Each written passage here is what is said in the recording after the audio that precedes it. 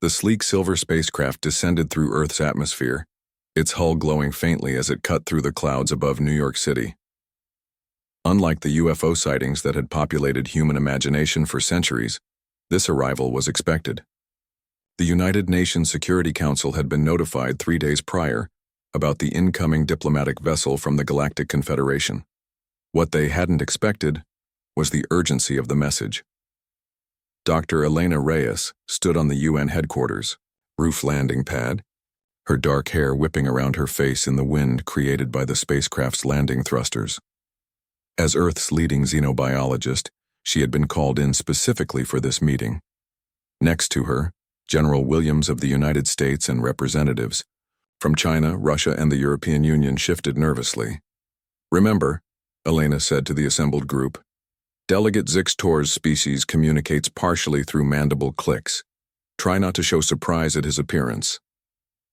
The ship settled onto the landing pad with barely a sound. A moment later, a door slid open in its side, revealing a tall, slender figure. Delegate Zixtor stepped out into Earth's sunlight. Standing over 7 feet tall, his body resembled that of a praying mantis, but with 4 arms instead of 2.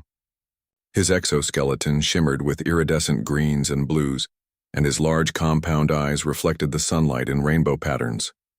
Despite Elena's warning, several officials gasped. "Greetings, representatives of Earth," Zixtor said, his voice surprisingly melodic despite coming from mandibles that clicked softly between words. "I regret that this visit comes under grave circumstances." Within the hour, they had moved to the UN General Assembly Hall. Every member nation had been called in for an emergency session. Camera crews broadcast the event globally, and billions watched as the alien delegate took the podium. "People of Earth," Zixtor began, his voice echoing through the hall. "For the past 30 Earth years, the Galactic Confederation has observed your civilization from afar. We have watched your technological progress with interest. However, I come today not to welcome you into our community of worlds, but to deliver a warning." A hush fell over the assembly. "The Kryleth Armada has set course for your planet.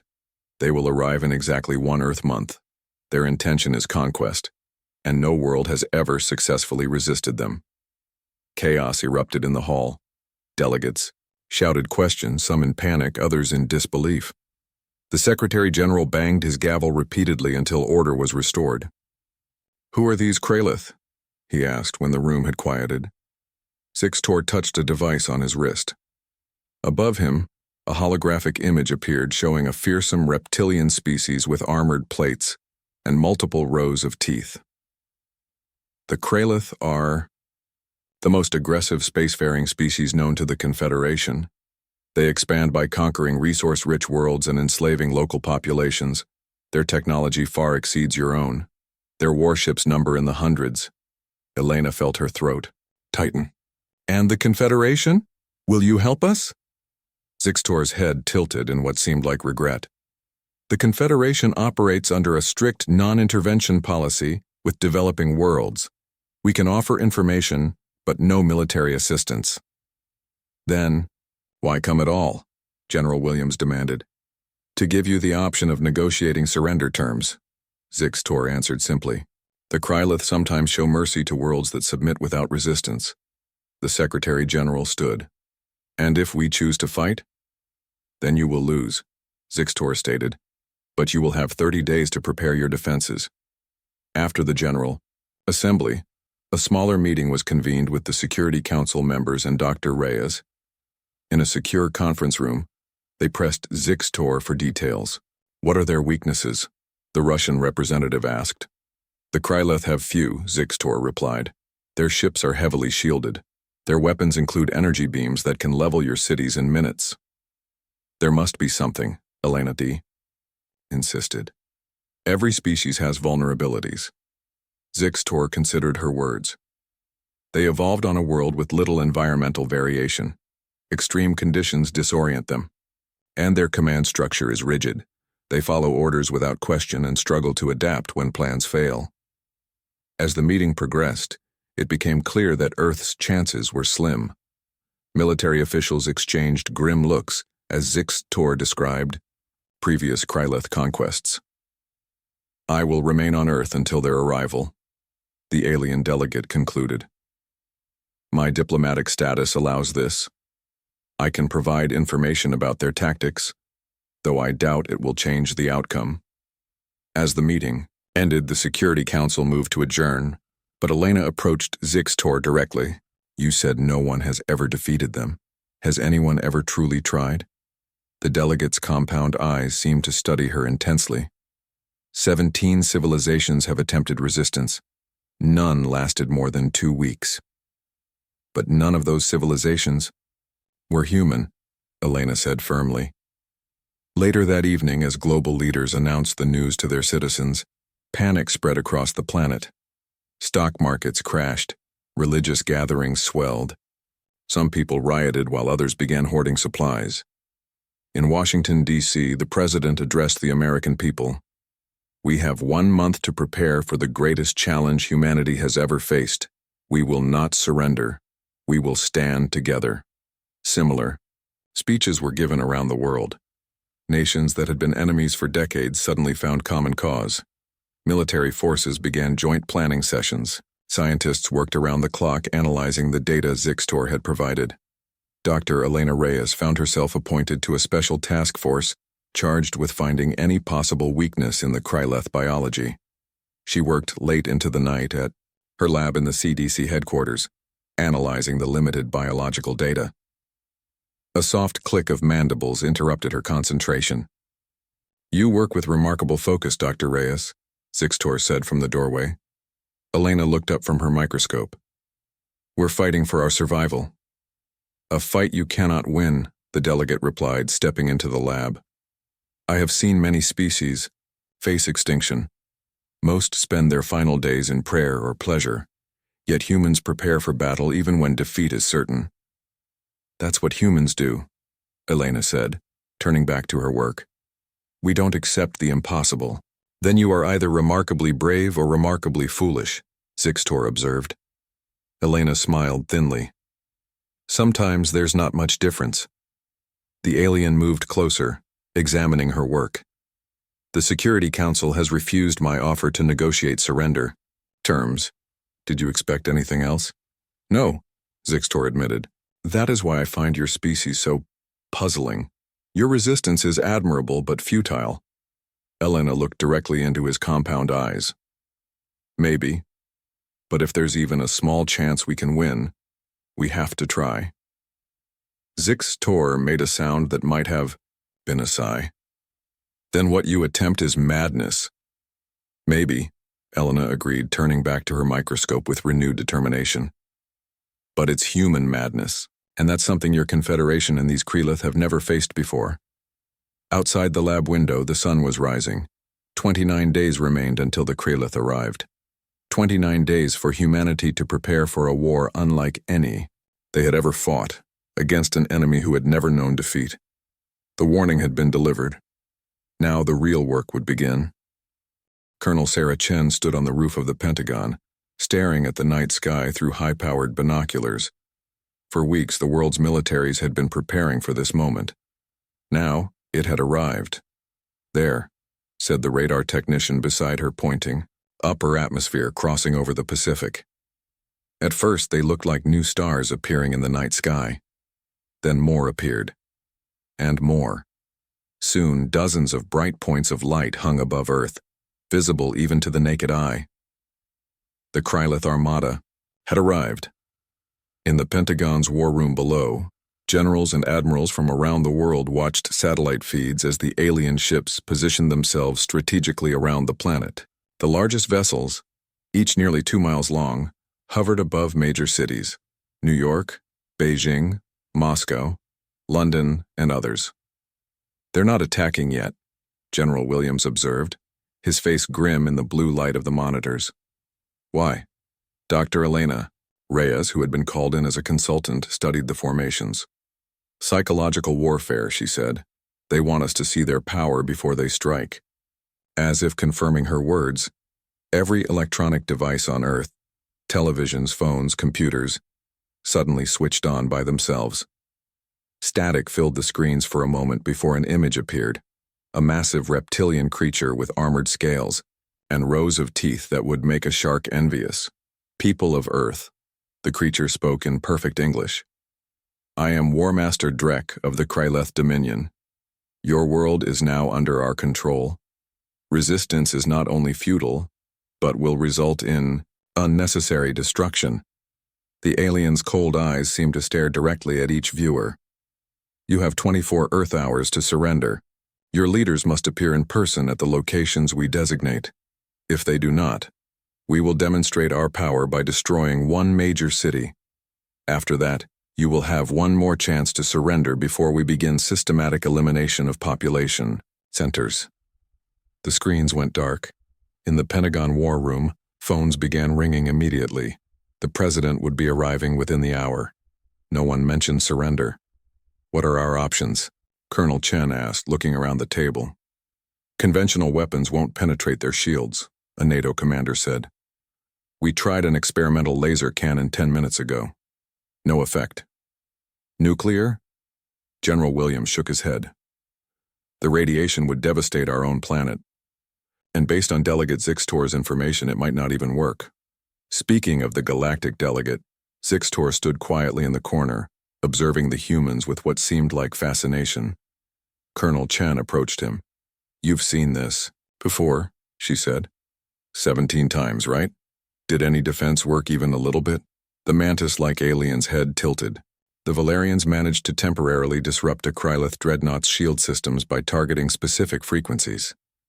But they were far more technologically advanced than your species. Chen's eyes narrowed. Specific frequencies? Could we do something similar? Perhaps. Zixtor clicked his mandibles. But you would need to get close to their command ship, very close. As the hours ticked by, world leaders unanimously rejected surrender. Instead, Colonel Chen proposed a desperate plan. Use experimental stealth technology to get a small team aboard the Kryleth command ship. It's suicide, General Williams protested. It's our only chance, Chen replied. Dr. Reyes has analyzed the Kryleth biological data. They can't see certain wavelengths of light. If we coat our aircraft and suits with the right materials, we might get close enough. Dr. Reyes nodded. Their ships also emit an energy signature. We can mask within, like hiding in their shadow. The plan was approved with barely 4 hours remaining before the Kryleth deadline. Colonel Chen would lead a team of 6 Special Forces operatives from different countries: America, Russia, China, Britain, India, and Brazil. The best of the best. As they prepared to board the experimental stealth jet, Zixtor approached Chen. I have never witnessed a species willingly sacrifice its finest warriors on the first day of combat, he said. Chen checked her weapon. We're not sacrificing anything, we're going to win. For the first time, something like emotion flickered across the alien delegate's face. Your confidence is remarkable. The stealth jet launched under cover of darkness. Its special coating absorbed radar and light, making it nearly invisible. As they approached the massive Kryleth command ship hovering above the Atlantic Ocean, everyone fell silent. Remember, Chen told her team, our goal is to reach their communication center and plant the disruptor device.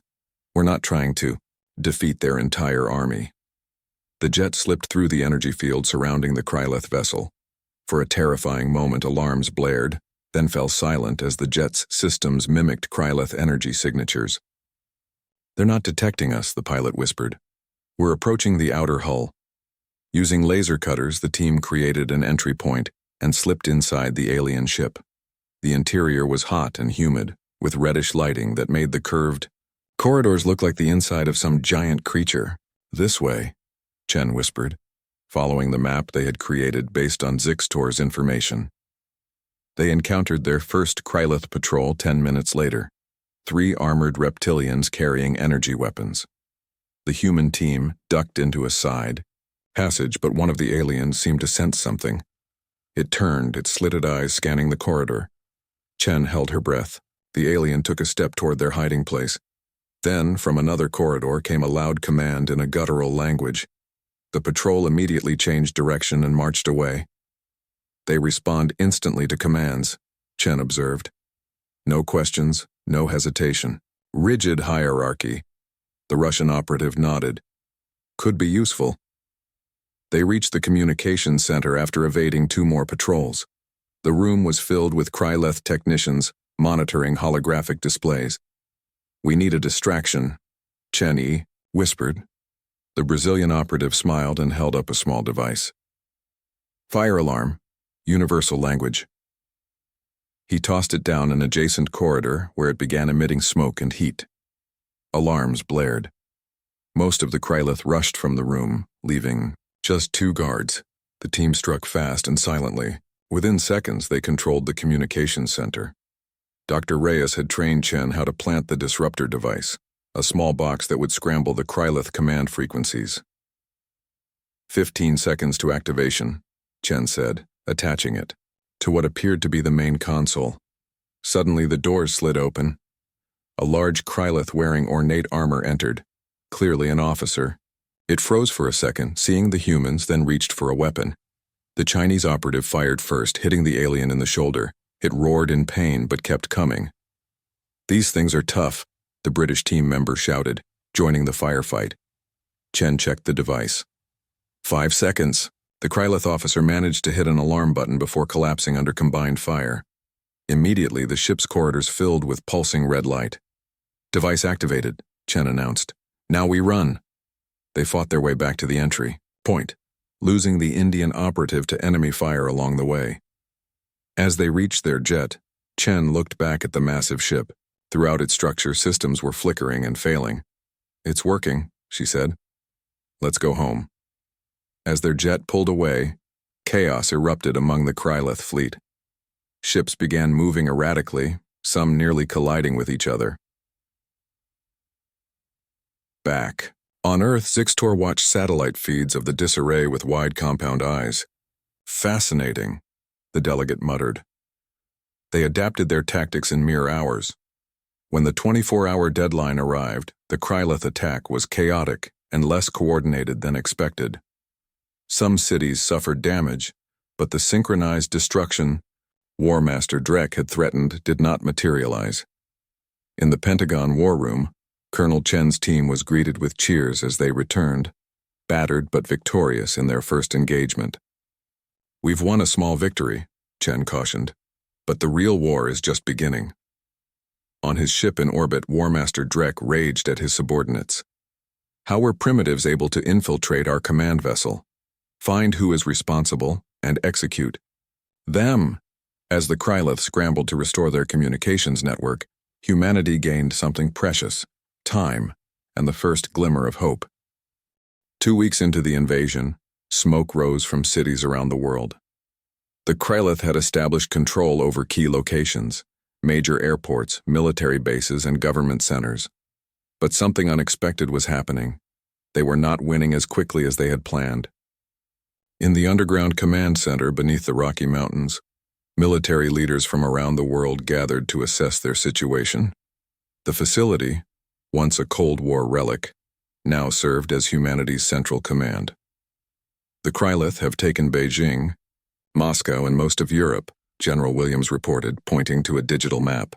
Red areas showed enemy control, while blue marked human resistance. But look at the pattern. They're controlling the centers, not the surroundings. Colonel Chen, now promoted to head of special operations, nodded. They expected us to defend our capitals and bases. Instead, we're letting them have the obvious targets while we fight from the edges. It had been her idea, a complete reversal of conventional military doctrine. Instead of concentrating their forces, humans had scattered them. Instead of defending strategic positions, they abandoned them after removing anything useful. The Kryleth controlled cities filled with empty buildings and disabled infrastructure. Reports from Australia, a communications officer announced. Guerrilla units successfully destroyed a Kryleth supply depot using farming equipment? Chen smiled. Captain Matthews was a farmer before joining the military. He knows how to improvise. This was another aspect of humanity's response that confused the aliens. When cut off from advanced weapons, humans simply used whatever was available, from hunting rifles to homemade explosives to, apparently, farming equipment. In her laboratory, Now relocated to the same underground facility, Dr. Elena Reyes worked tirelessly alongside an unexpected ally, Delegate Zix Tor. The mantis-like alien had been providing increasingly detailed information about Krelith biology. Their sensory system is incredibly acute, Zix Tor explained, pointing to a holographic display of a Krelith's internal anatomy. But this sensitivity is also a weakness. Elena studied the image. They evolved on a planet with minimal environmental variation? Correct. Their homeworld has no seasons, little temperature change, and consistent atmospheric pressure. Earth's environment is chaotic by comparison. Elena's eyes lit up. So extreme conditions would overwhelm their senses? Theoretically, yes. But we need to test it, Elena finished. She pressed a button on her communicator. Colonel Chen, I need a field test team. Within hours, resistance fighters in the Sahara Desert were implementing Elena's theory. A Krylith patrol entered a narrow canyon, hunting human survivors. The temperature was 120 degrees Fahrenheit, already uncomfortable for the aliens. Suddenly, from hidden positions, humans triggered devices that created rapid temperature drops using compressed air canisters. The effect was immediate. The Krylith soldiers stumbled, disoriented by the sudden change. Several dropped their weapons, their scales contracting painfully in the temperature shift. The human fighters easily overpowered them. Similar tests in other environments, humid jungles, high mountains, even underwater, confirmed the theory. The Krylith's superior biology became a liability in Earth's variable conditions. In his command ship, War Master Drek received increasingly troubling reports. He slammed his clawed fist against a console, cracking its surface. How is this possible? He roared at his subordinates. We control their major power centers. Their militaries are in retreat, yet our casualties increase daily. His second-in-command, Sub-Commander Vex, shifted nervously. The humans do not fight according to any known patterns, War Master. They abandon strategic positions without battle, then attack targets of minimal value. Nothing is going according to prediction, Drek growled. Their leaders were supposed to surrender when we demonstrated our power. About that, War Master, Vex said cautiously. We've analyzed their communications. They appear to have no central command structure. Each region, sometimes each city, operates independently. Drek's eyes narrowed. Impossible. No species can wage war without central command. The humans do, Vex insisted. They adapt locally. They share information but act individually. When we cut communications to a region, they continue fighting. Drek turned to stare at the holographic image of Earth rotating before him. These humans fight like nothing we've encountered, he said, voice quieter but no less angry.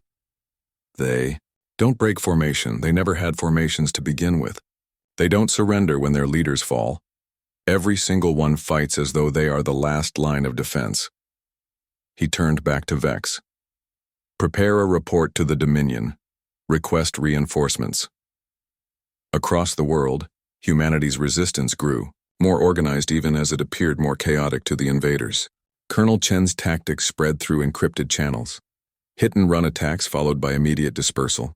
Electronic warfare targeting the rigid Krylith command protocols, and environmental traps designed to disorient alien sensory systems. In London, resistance fighters lured Krylith patrols into the underground, where they manipulated air pressure and humidity to create debilitating conditions for the aliens. In the Amazon rainforest, indigenous groups led Krylith units into swamps where the combination of heat, insects, and constantly changing conditions drove the aliens to near madness. In Japan, fighters used sound weapons that operated at frequencies particularly painful to Krylith hearing. Individually, these were minor victories. Collectively, they created a global pattern of resistance that the Krylith could not suppress. On his diplomatic vessel in orbit, Zix Tor monitored intercepted Krylith communications. The reports to the Krylith Dominion showed less progress than anticipated. The expected 2-week subjugation period had passed with less than 30% of the planet truly under control. Most fascinating, the delegate murmured, mandibles clicking thoughtfully. A message from Dr. Reyes interrupted his analysis. requesting his presence in the laboratory. When he arrived, she was studying biological samples taken from captured Krylith soldiers. "We've discovered something important," Elena said without preamble. "The Krylith use limited telepathy for battlefield communication. That's why our communications disruption was so effective. It forced them to rely on their telepathy, which has limited range." Zixtor moved closer to examine her findings. "This is not information I possessed," he admitted. "The Confederation's knowledge of Krylith biology is incomplete." "Then we'll complete it," Elena said firmly, "and use it against them. If we can develop a way to disrupt their telepathic abilities, we could throw their entire military operation into chaos." For the first time, Zixtor allowed himself to consider a possibility he had previously dismissed as impossible. "You believe you can actually defeat them?" Elena looked up from her work. 2 weeks ago, you said no species had lasted more than 2 weeks against a Krylith invasion. Well, here we are." The alien was silent for a moment. "Perhaps," he finally said, "madness has its advantages." When Colonel Chen joined them later, the three formed an unlikely planning committee: a human soldier, a human scientist, and a galactic delegate who had begun to question his own assumptions. "The Krylith expect us to either surrender or fight conventionally," Chen said. "As long as we do neither, we maintain an advantage. But we cannot hold out forever," Zixtor cautioned. "They will adapt eventually. Then we need to strike a decisive blow before they do," Elena replied. "Something they won't expect, using what we now know about their biology." As they discussed possibilities, an alert came through. The Krylith were moving ground forces toward the Rocky Mountain facility. Their hidden command center had been discovered. "We need to evacuate," Chen said, already moving toward the door. "No," Elena contradicted. "This is an opportunity. They expect us to run. Let's surprise them instead." Chen paused. "What did you have in mind?" Elena smiled. "Something completely human. Something the Krylith would never consider logical, and therefore would never expect." As the alien forces approached the mountain, humanity prepared its most unconventional response yet. The Krylith ground forces approached the Rocky Mountain facility with confidence. 500 elite warriors, supported by hovering attack vehicles and heavy weapons, marched through the narrow mountain pass. Their orders were clear: capture the human command center and the leaders inside it. What they didn't expect was for the humans to be waiting for them. "All units in position," reported a soldier to Colonel Chen, who stood in the command center, watching multiple screens showing the approaching enemy. "Dr. Reyes, are you ready?" Chen asked through her communicator. In a lab several levels below, Elena adjusted settings on a large device that hummed with power. Beside her, Zixtor observed with what seemed like concern. "This technology has never been tested at full scale," the alien delegate cautioned. "The effects could be unpredictable." "Unpredictable is exactly what we need," Elena replied, making a final adjustment. "We're ready, Colonel," Chen nodded. "Begin Operation Chaos." Throughout the mountain range, concealed speakers activated, broadcasting a frequency that humans couldn't hear, but that matched exactly the telepathic wavelength used by Krylith soldiers. The sound wasn't loud enough to cause pain, just enough to create static in their communications. The effect was immediate. The advancing Krylith formation faltered as soldiers lost their telepathic connection to commanders. Some stopped entirely, waiting for instructions that didn't come. Others continued forward but with visible uncertainty. "Phase 2, Chen ordered. From hidden positions in the mountains, human fighters launched strange-looking projectiles. These weren't bombs or bullets but containers designed by Dr. Reyes. When they burst over the Krylith forces, they released a thick mist that rapidly changed temperature, first freezing cold, then burning hot, then back again. The Krylith soldiers' sensitive scales contracted and expanded painfully with each change. Their vision, adapted for consistency, struggled to adjust. Many dropped their weapons, disoriented and confused. "It's working," Elena whispered, watching through camera feeds. "Their sensory systems are overloading." "Now, while they're disorganized," Chen commanded, "all units attack." Human fighters emerged from hidden positions in the mountains. They wore special suits designed to mask their heat signatures and used weapons that fired rounds containing a chemical that disrupted the aliens' sense of smell. To the Kryleth, it was as if they were being attacked by ghosts. The battle was brief but decisive. Without their coordinated telepathic commands and with their senses in chaos, the elite Kryleth force broke apart. Some fought bravely but blindly. Others retreated in confusion. Within an hour, what should have been a crushing Kryleth victory had become a stunning defeat. Over 300 alien warriors were captured, along with several of their vehicles and weapons. "We should have lost," Chen said later in the command center, still not quite believing their success. "They outnumbered and outgunned us." "But you outsmarted them," Zixtor observed. His tone carried something that might have been admiration. "You exploited weaknesses they didn't know they had." News of the victory spread rapidly across the global resistance network. For the first time, humans had not just survived a direct Kryleth attack, they had decisively won. But War Master Drek was not one to accept defeat. From his orbiting command ship, he watched recordings of the battle with cold fury. "They use our biology against us," he growled to his officers. "This ends now. Prepare the orbital bombardment systems." Subcommander Vex looked alarmed. "War Master, the Dominion protocols forbid orbital bombardment of resource worlds.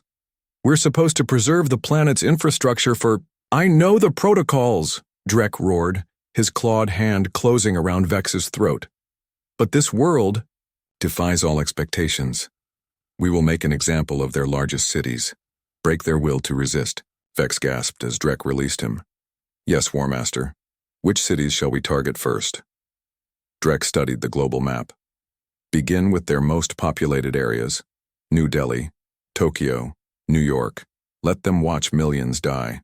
Then we'll see how brave these humans remain." Within hours, massive energy weapons on the Kryleth ships began charging, visible from the ground as growing points of light in the sky. In the Rocky Mountain facility, alarms sounded as sensors detected the energy buildup. "They're preparing to fire," a technician shouted. "Estimated targets?" Chen demanded.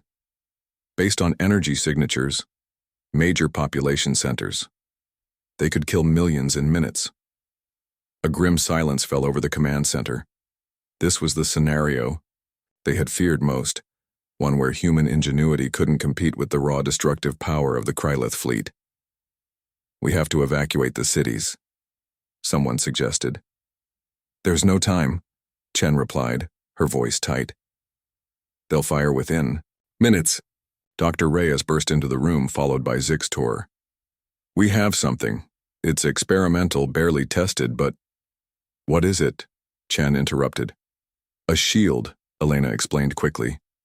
"Based on the technology we reverse-engineered from the Kryleth, vehicles we captured combined with some insights from Zixtor's diplomatic vessel." Zixtor stepped forward. "The principle is sound, but the power requirements are enormous, and you would need to deploy transmitters in each targeted city immediately." Chen made her decision instantly. "Do it. Use every available aircraft. Get those transmitters to the cities now." What followed was a desperate race against time. Special Forces teams boarded the fastest aircraft available, each carrying shield transmitters designed by Elena and a team of scientists. As the Kryleth weapons reached full charge, the human teams rushed to position the devices in the targeted cities. In New York, Colonel Chen herself placed the final transmitter atop the Empire State Building, just as the Kryleth ship above began to fire. A massive energy beam shot downward from the alien vessel, aimed directly at the city center. Chen activated the shield device and watched as the beam struck an invisible barrier that suddenly became visible, a shimmering dome of energy that covered the central part of Manhattan. The shield flickered dangerously, sections failing under the tremendous energy assault. Buildings at the edge of the protected zone crumbled, but the center held. Most of the city, and its people, survived. Similar scenes played out in cities across the world. The shields were imperfect, and thousands died where they failed. But millions were saved. The Krylith's ultimate weapon had been blunted by human ingenuity and alien technology working together. On his diplomatic vessel, Zix-Tor watched in genuine amazement. "They adapted our technology in days," he murmured to himself. "What took other species generations to develop?" As the Krylith weapons exhausted their initial charge, humanity launched its counterattack. Fighter aircraft, modified with the same technology as the shields, rose to challenge the alien ships. Most were destroyed, but over the skies of Nairobi, a squadron of human pilots managed something unprecedented.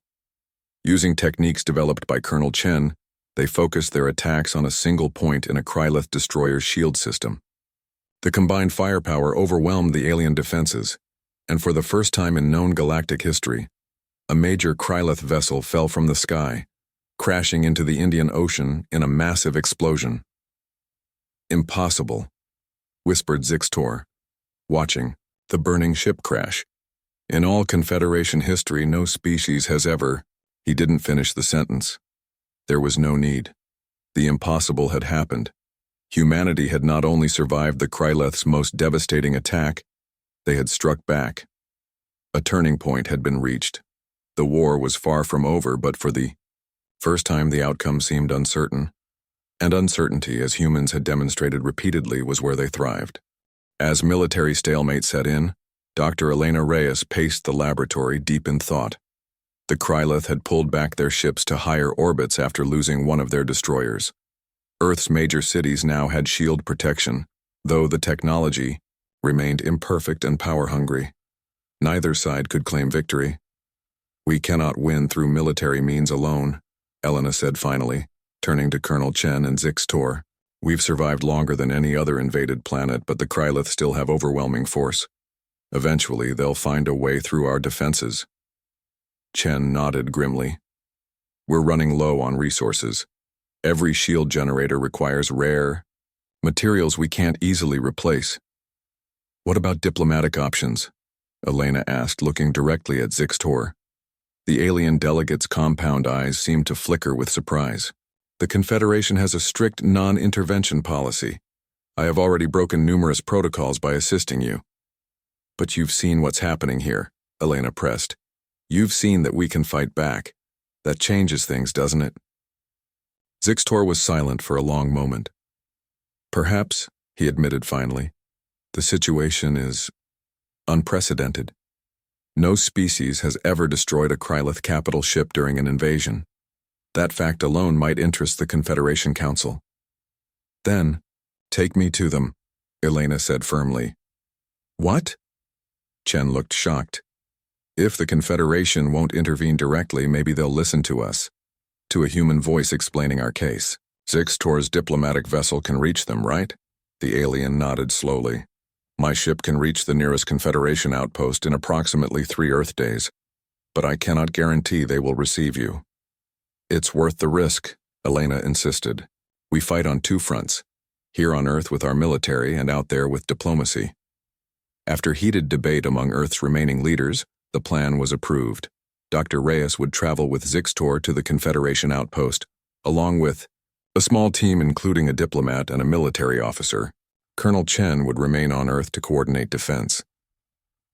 The night before departure, Elena stood on the roof of the mountain facility, looking at the stars. Some of those points of light were Krylith ships, waiting to resume their attack. Others were distant suns, perhaps with their own civilizations watching Earth struggle with interest. Chen joined her in silence, and for a while, they just stood together. "Do you think it will work?" Chen asked finally.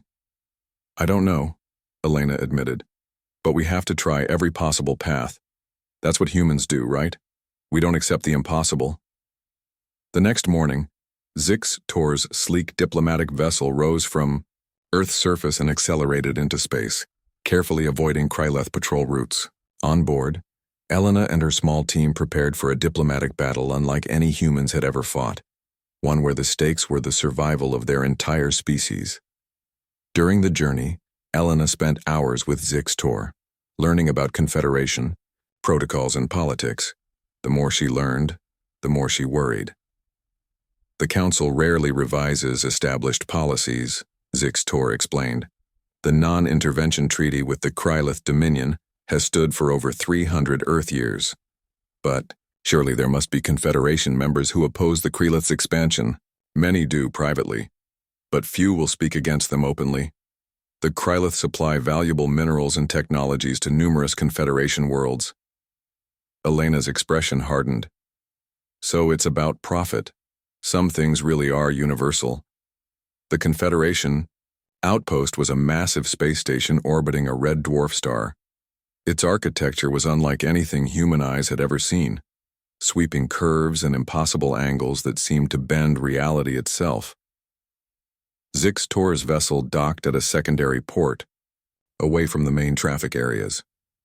I've requested an emergency session with the Regional Council, he told Elena. It was not easy to arrange. But they agreed. They are curious. Humans are an unknown factor, and your resistance has created ripples in Confederation politics. The Mao Regional Council chamber was designed to accommodate dozens of different species. Seats and platforms of various shapes surrounded a central speaking area. Elena felt very small as she entered with her team, aware of the alien eyes studying them with everything from curiosity to suspicion. Delegate Zix-Tor announced a floating, robotic translator. You come before this council with representatives of Earth, a non-member world currently under lawful conquest by the Krylith Dominion. Explain your purpose. Zix-Tor stepped forward, his tall form straight and dignified. Esteemed council members, I come to present evidence that the Krylith invasion of Earth violates multiple Confederation principles and threatens galactic stability. A murmur ran through the assembly. A large aquatic being in a floating water tank spoke, its words translated for all. The Confederation does not interfere in Krylith expansion into non-member territories. This has been our policy for centuries. Policies can change when facts change, Zix-Tor replied. Then, to the surprise of the council, he moved aside. I yield my speaking time to Dr. Elena Reyes of Earth. Elena stepped forward, heart pounding but voice steady. Members of the Confederation, I come before you not to beg for salvation, but to offer a warning. The Krylith believe they can conquer any world they choose without consequence. On Earth, that assumption is being challenged for the first time. She activated a holographic display showing footage of the Krylith destroyer falling from the sky. Gasps and clicks of surprise echoed through the chamber. Humans have done what you believed impossible, she continued. We've stood against the Krylith and survived. But more importantly, we've learned that they violate their own protocols. They promised to preserve Earth's infrastructure. Yet, they attempted orbital bombardment of our cities, an act forbidden by their own agreements with you. The council members exchanged glances. This was new information. The Krylith claim to be honorable conquerors, Elena pressed. But they are becoming desperate in the face of resistance. If they succeed in crushing Earth through forbidden means, what will stop them from using the same tactics on Confederation border worlds next? For the next hour, Elena presented evidence of Krylith violations, their use of banned weapons, their targeting of civilian populations, their disregard for their own conquest protocols. The council listened with growing concern. Finally, Zix-Tor stepped forward again. His next words shocked even Elena. I called their resistance madness, he said, his voice ringing through the chamber. I was wrong. What I witnessed was not the desperate thrashing of a doomed species, but the unveiling of potential we in the Confederation have forgotten. Humans don't merely adapt, they thrive on adversity. They don't merely cooperate, they form bonds that transcend rational self-interest. The Krylith cannot defeat them because the Krylith cannot imagine being them. The council chamber fell silent. For a Confederation delegate to speak so passionately about a non-member species was unprecedented. I request, Zix-Tor concluded, that the council dispatch observers to Earth to verify these claims. If they are proven true, I further request review of the non-intervention treaty with the Krylith. After hours of debate, the council reached its decision. They would send observers to Earth immediately. If the evidence supported the claims, they would consider further action.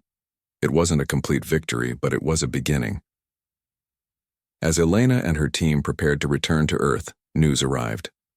War Master Drek had received orders from the Kreleth Dominion to complete the conquest immediately or face replacement. A final all-out assault on Earth was imminent. "We need to get back now," Elena told Zixtor. "The observers will be too late if we don't survive the next attack." As the diplomatic vessel accelerated toward Earth, Elena couldn't help but wonder, had they achieved a diplomatic breakthrough, or merely delayed the inevitable? The final battle for humanity's survival was about to begin. As Zixtor's diplomatic vessel raced back toward Earth, the planet below was preparing for what might be its final stand. Colonel Chen coordinated defenses from the mobile command center, now relocated to a submarine beneath the Pacific Ocean. "Kreleth fleet is changing formation," reported a radar technician. "All ships moving to attack positions." Chen studied the holographic display showing the alien vessels positioning themselves around the planet. "They're planning synchronized attacks on all major cities. Warn all shield stations to prepare for maximum power." The Kreleth were done with caution. Under direct orders from the Dominion, War Master Drek had committed all reserves to a simultaneous global attack, hoping to overwhelm Earth's defenders before the Confederation observers arrived. "Let them come," Chen said grimly. "We've prepared something special." Over the past weeks, human forces had carefully studied Kreleth battle tactics. The aliens fought with rigid precision, following established patterns that had worked against countless other species. But humans had turned this predictability into a weakness. Around the world, defenders waited in carefully prepared positions. Unlike previous battles, they weren't planning to simply resist the Kreleth advance. They were going to lure the aliens into traps. In the skies above London, the first phase of the battle began. Kreleth landing ships descended toward the city center, expecting to meet resistance at the shield perimeter. Instead, the shields temporarily deactivated, allowing the aliens to pass through. "They're inside the perimeter," reported a British commander. "Activating interior shields now." Suddenly, smaller shield projectors activated, creating a maze of energy barriers that split the Kreleth forces into isolated groups. Cut off from telepathic communication by jammers, the alien units found themselves trapped and confused. Similar scenarios played out in cities around the world. The Kreleth, expecting a head-on confrontation, instead found themselves facing an enemy that used their own tactical predictability against them. From his command ship, War Master Drek watched in growing fury as his carefully coordinated global attack fell into chaos. "They knew exactly how we would attack," Sub-Commander Vex said, disbelief in his voice. "It's as if they can predict our every move." "Because we follow protocol," Drek growled, "and they've studied our protocols." He smashed a control panel with his fist. "No more, I will end this myself. Prepare my personal shuttle and elite guard. We will target their command center directly." Meanwhile, Zixtor's vessel entered Earth's atmosphere, accompanied by 3 Confederation observer ships. Elena watched anxiously as they descended toward North America, hoping they weren't too late. "The observers must see the Kreleth violations firsthand," Zixtor explained. "Only then will the Council consider intervention." As if in answer to her concerns, a massive explosion lit up the horizon. A Kreleth dreadnought had targeted a civilian hospital in Mexico City, despite the facility having no military value. A clear violation of conquest protocols. "Record everything," Elena told the observers who monitored the battle through their ship's sensors. "This is what we've been facing." The observers, representatives of 3 powerful Confederation species, watched in silence as a squadron of human pilots took on the dreadnought. Using techniques developed since the beginning of the invasion, they targeted the ship's weakest shield points. One by one, the human pilots fell to the dreadnought's defenses, but each sacrifice allowed the remaining pilots to get closer to their target. Finally, the last 3 fighters breached the shields and launched specially designed missiles into the dreadnought's main engine. The massive ship shuddered, then began to fall from the sky. The human pilots directed it away from the city, sacrificing themselves to ensure it crashed in an unpopulated area. "Remarkable," said one observer, a crystalline being whose body sparkled with inner light. They prioritized civilian safety over their own survival, a concept foreign to the Krylith, Zixtor noted. The tide of battle shifted as Confederation observers witnessed more Krylith violations. In their desperation to complete the conquest, the invaders abandoned all pretense of following established protocols. But the final confrontation came when War Master Drek's shuttle was detected approaching the Pacific Ocean. He's tracked our command center, Chen realized. Prepare for immediate evacuation. But instead of fleeing, Chen made a different decision. Dr. Reyes, can you get the Confederation observers to my location?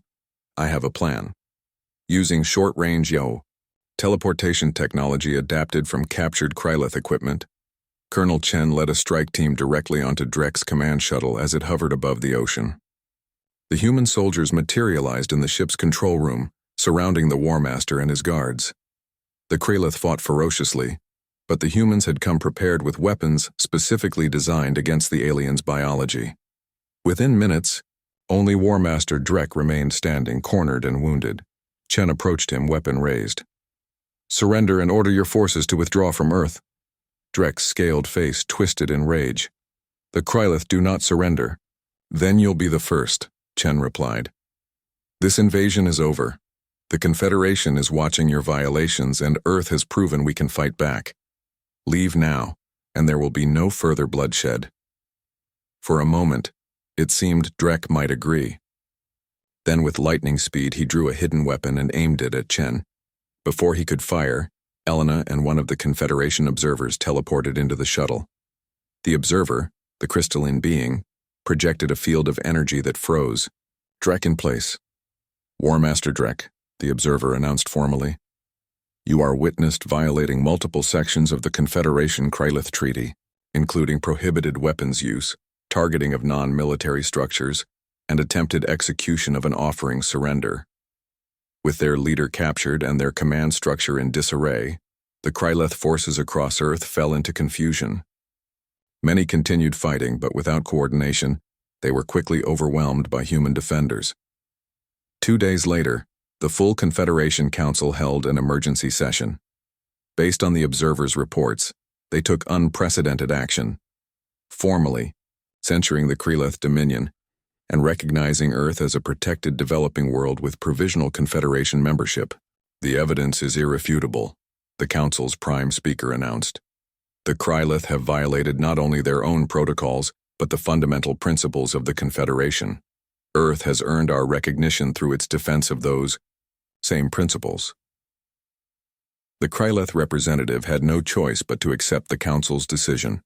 Under Confederation law, all Krylith forces were ordered to withdraw from Earth immediately.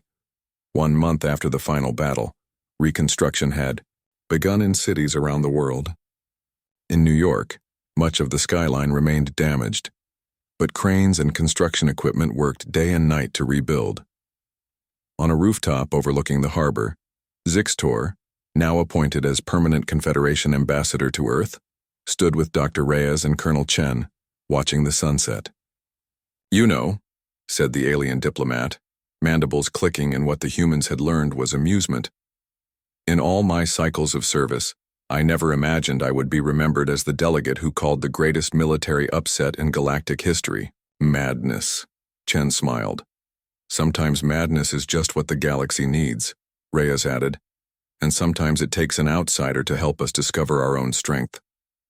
Above them, the first human ships equipped with Confederation-approved faster-than-light drives prepared to depart Earth, carrying diplomats and explorers to take humanity's place among the stars. The madness that had saved Earth would now introduce humanity to the galaxy, not as conquerors or the conquered, but as equals who had earned their place through courage, adaptability, and the uniquely human quality of never accepting defeat. In the vastness of space, other species watched with interest as the newest members of the Confederation began their journey outward, and many wondered what these unpredictable, resilient humans would do next.